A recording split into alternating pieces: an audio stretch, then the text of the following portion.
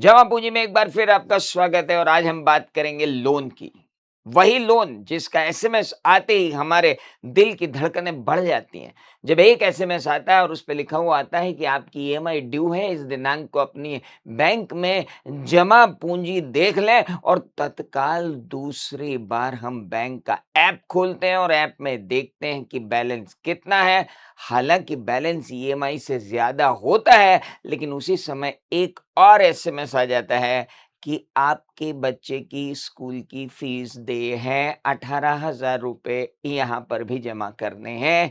अब एक पिता की दुविधा, ईएमआई या बच्चे के स्कूल की फीस। क्या आपके साथ ऐसा होता है? अगर ऐसा हो रहा है तो ये पॉडकास्ट आज आपको पूरा देखना है, ताकि हम म्यूचुअल फंड के पोर्टफोलियो को मैनेज करते हैं ना, हमको लोन मैनेज करते आना चाहिए। लोन लेने से काम नहीं चलता है, लोन चुकाने से काम नहीं चलता है।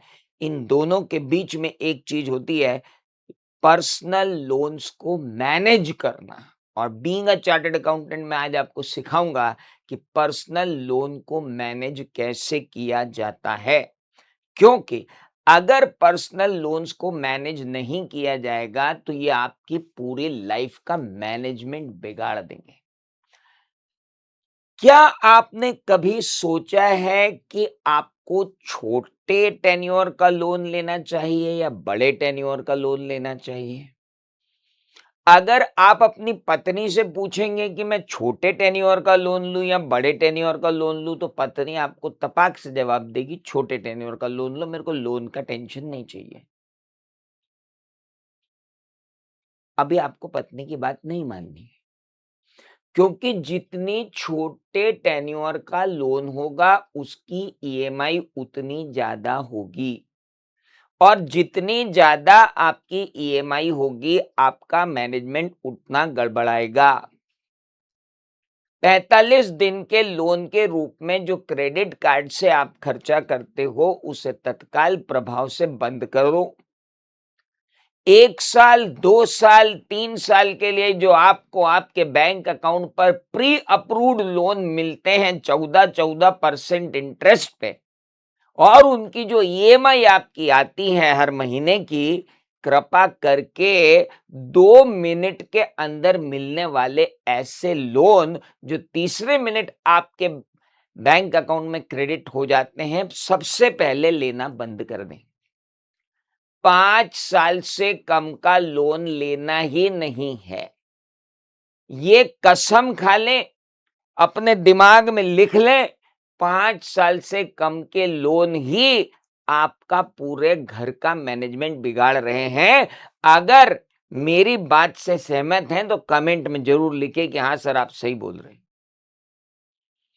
हर तीसरे दिन एक फोन आता है, आपका प्री अप्रूव्ड लोन है, लोन ले लीजिए। लोन लेना तो बड़ा इजी है, ईएमआई मैनेज करना ही सबसे मुश्किल है। और आज हम अब उन बातों को समझेंगे कि क्या हम लोन लेने के बाद भी बैंकों और एनबीएफसी के साथ जाकर कुछ निगोशिएट कर सकते हैं कि भाई हमको व्यक्तिगत प्रॉब्लम आ रही है, क्या करें। ये कोई नहीं समझाता है हमको। लोन लेना सब समझाते हैं, लोन चुकाना सब समझाते हैं, लेकिन लोन मैनेज करना कैसे, वो आज मैं आपको सिखाऊंगा। आइए मैनेज करते हैं लोन को। पहला तरीका, जब आपने लोन लिया था तब आपकी सिबिल अच्छी नहीं थी, क्योंकि आपका शायद ये पहला दूसरा लोन था। शायद आपने कोई पहले शॉर्ट टर्म लोन ले लिया होगा या क्रेडिट कार्ड की एक आध इधर उधर हो गई होगी। लेकिन अब लोन लिए 4-5 साल हो चुके हैं, नियमित रूप से आप क्या कर रहे हो, पेमेंट कर रहे हो, तो आपकी सिबिल सुधरी होगी। सिबिल क्या होता है उसके लिए मेरा एक वीडियो अलग डाला हुआ है। सिबिल सुधरी होगी, क्रेडिट रेटिंग सुधरेगी, तो आप जाइए बैंक के पास कि प्रभु, जब आपने मुझे लोन दिया था तब मेरी सिबिल जो थी वो 710 थी, अभी मेरी सिबिल जो है वो 810 है। कृपा करके मुझे बेनिफिट दिया जाए। मेरा जो इंटरेस्ट रेट 10.8 पे आपने सेट किया था हाउस लोन का, उसे घटाकर 7.3 पर ले आए, 7.5 पर ले आए। बैंक बोल रहा नहीं नहीं नहीं नहीं नहीं, कोई बात नहीं सर, मैं जा रहा हूं दूसरी बैंक, आप तो मुझे बता दो कितना आउटस्टैंडिंग है, मैं उस बैंक में जाता हूं, उसको बोलता हूं कि मेरी सिबिल चेक कर और मुझे लोन बता, मैं इस लोन का टेक ओवर करवाना चाहता हूं दूसरी बैंक में। जब आप इतना बोलोगे ना बैंक मैनेजर को, तत्काल बैठेगा और आपकी सिबिल रेटिंग देखते हुए बोलेगा ठीक है सर, हम आपके लोन के लिए एक प्रपोजल भेज देते हैं हमारे हेड ऑफिस को कि उसको थोड़ा सा कम कर देंगे। थोड़ा नहीं, थोड़ा नहीं, मार्केट में पता करिए, अपने चार्टर्ड अकाउंटेंट के पास जाइए, किसी दूसरे बैंक के पास चले जाइए कि अगर ये लोन टेक ओवर करोगे तो मुझे क्या इंटरेस्ट रेट दोगे, जो वो इंटरेस्ट रेट बोले वो उसको जाके बोल दो। अरे सब्जी भाजी में मोल भाव करोगे हैं? दिया बेचने वाले, मोमबत्ती बेचने वाले, सड़क पे फूल बेचने वाले, वहां मोल भाव करना है, यहां नहीं करना है। परसों का केस बता रहा हूं, मेरे एक क्लाइंट ने अपना इंटरेस्ट रेट 10.5 से 8.1 करवाया है और जितना इंटरेस्ट का डिफरेंस आया उससे उसने अपनी ईएमआई को घटा लिया है।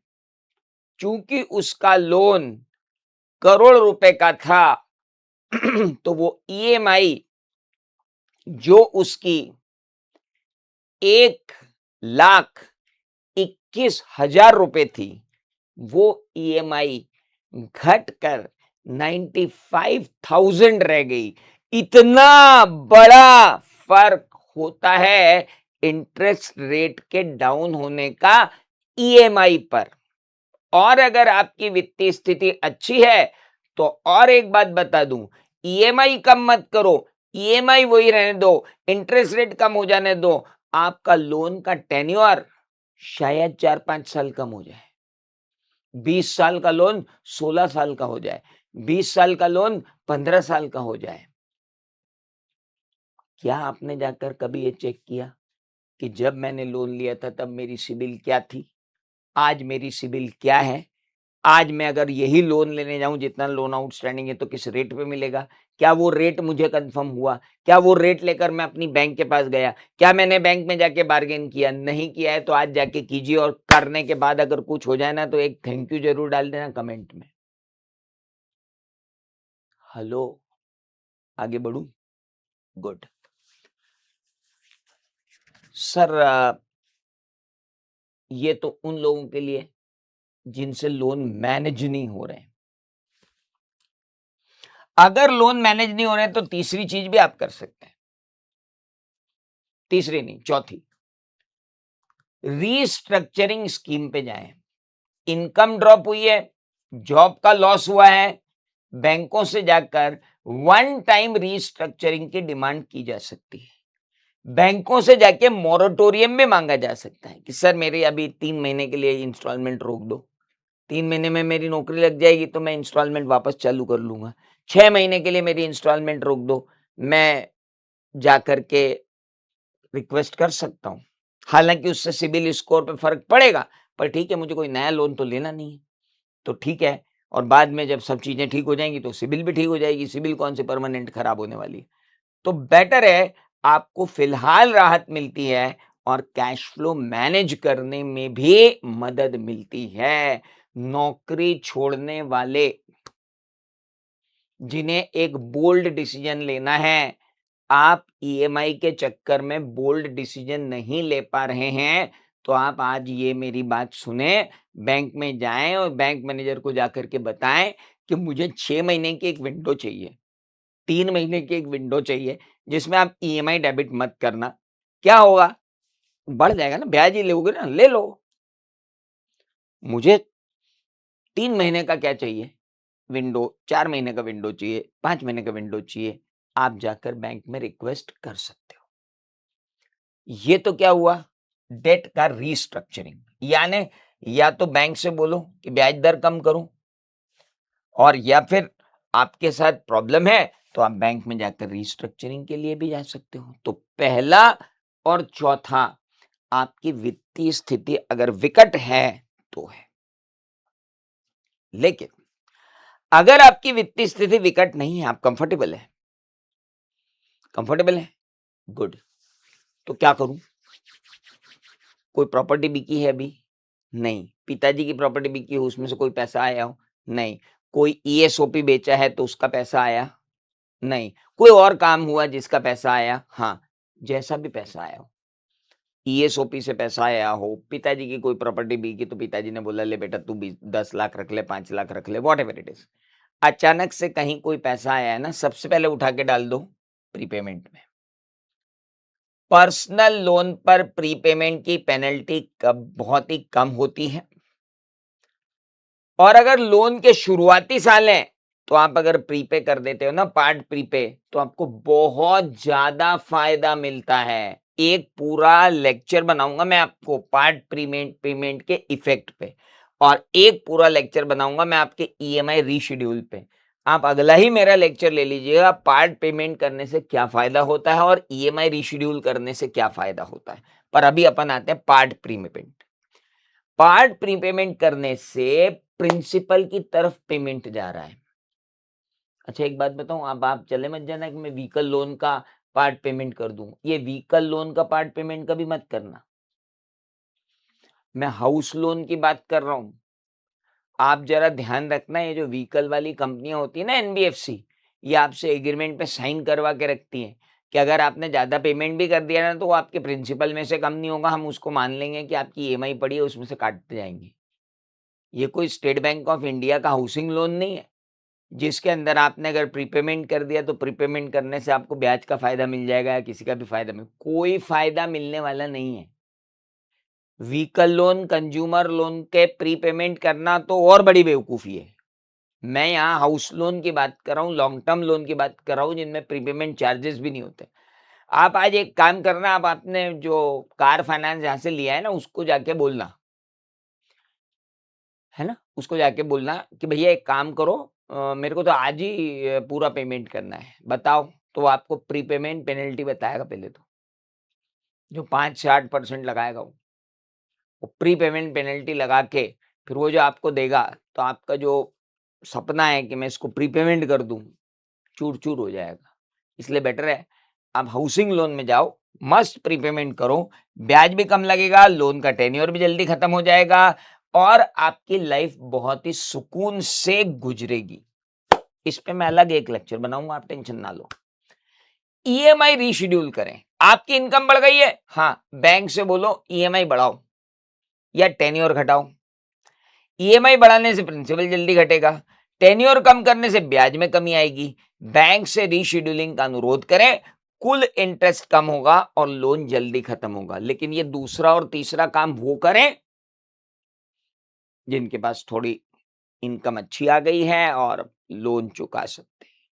मैंने आज का लेक्चर शुरू करने से पहले क्या बोला था कि मैं आपको लोन लेना और लोन चुकाना, इन दोनों के बीच की बात बता रहा हूं, लोन मैनेजमेंट। तो लोन मैनेजमेंट में पहला हुआ कि आप रीशेड्यूल करवाओ, ब्याज की दर कम करवाओ, पार्ट प्रीपेमेंट करो, ईएमआई रीशेड्यूल कर लो, डेट की रीस्ट्रक्चरिंग करवा लो, मुसीबत अगर आई है तो। अलग अलग जगह से लोन ले रखे हैं। व्हीकल लोन चल रहा है 12% पे, पर्सनल लोन चल रहा है 14% पे, हाउसिंग लोन चल रहा है 8.2% पे, क्रेडिट कार्ड अलग ही चल रहा है 36% पे। कब लिया था भाई हाउसिंग लोन? अरे बोले 10 साल हो गए। गुड, 10 साल पहले लिया गया। अब सभी लोग ध्यान से सुने, यहां से बहुत इंपॉर्टेंट बात बोल रहा हूं मैं। 10 साल पहले लोन लिया था, तब घर की कीमत क्या थी? तब घर की कीमत थी सर 40 लाख। गुड। आज घर की कीमत क्या है? अरे बोले आज तो ऐसी बढ़िया जगह घर लिया है यार सर, मतलब कम से कम 80 लाख हो गई। गुड। अब एक काम कर, बैंक के पास जा और जा करके बोल कि मेरे को इस हाउसिंग लोन के ऊपर टॉपअप दे दो।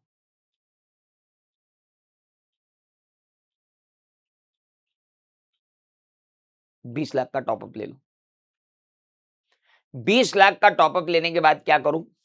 कार लोन चुका दो 14% वाला, 12% वाला, पर्सनल लोन चुका दो 14% वाला, क्रेडिट कार्ड बिल्कुल खत्म कर दो। कितने में? अगर आपका हाउसिंग लोन 7.35 पे है तो टॉपअप 8.5 पे या 8.25 पे मिल जाएगा, वो भी रिड्यूसिंग बैलेंस के साथ, वो भी उस होम लोन के टेन्योर पे। समझ में आ रहा है कुछ? करो यार, करो, कुछ करो। जाओ जाओ बैंक जाओ, मैनेजर को बोलो संपत्ति बढ़ गई है, संपत्ति बढ़ गई, मुझे टॉपअप दे दो। टॉपअप लेके ये जो 14-14, 12-12% के लोन ले रखे हैं, इनको फटाफट चुकाओ। इनकी ईएमआई भी बहुत ज्यादा होगी। बैंक तो आपको क्या करेगा, इस कार का जो आपका टेन्योर बचा हुआ है 3 साल का, लेकिन ईएमआई आपकी आ रही है 30,000 की। इस कार लोन में आपकी मान लो ईएमआई आ रही है 30,000 की, बड़ी कार है आपकी, 30,000 की ईएमआई आ रही है, 3 साल का लोन और बचा है। बैंक से रिप्लेस कर दो, बैंक से टॉपअप ले लो और इसको खत्म कर दो। इसको खत्म कर दोगे तो आपको टेन्योर मिल जाएगा कितने साल का, बचे हुए लोन के पीरियड का, 8 साल 10 साल का, और वो ईएमआई घट के रह जाएगी आपकी कितनी, 10,000 भी नहीं रह जाएगी। आप एक बार ट्राई तो करके देखो। बहुत सारे लोग हमारे पास आते हैं और आकर सलाह यही मांगते हैं कि सर मुसीबत में है, क्या करें? तो शिक्षित लोगों के पास जाओ, जो ज्ञान आपको दे सके उनके पास जाओ, जाकर उनसे पूछो डेट रीस्ट्रक्चरिंग मेरी हो सकती है क्या? वो आपको अच्छी सलाह देंगे। लेकिन आप किसके पास जाते हो? जिसने एक और लोन ले रखा उसके पास। तो मैंने आज आपको बताया कि डेट की रीस्ट्रक्चरिंग क्या होती है और डेट की रीस्ट्रक्चरिंग का हमें क्या करना है। हमें ज्ञान होना चाहिए, हमारी योजना होनी चाहिए, तभी तो हमारी समृद्धि आएगी ना बॉस। तो मिलते हैं अगले एपिसोड में जमा पूंजी के।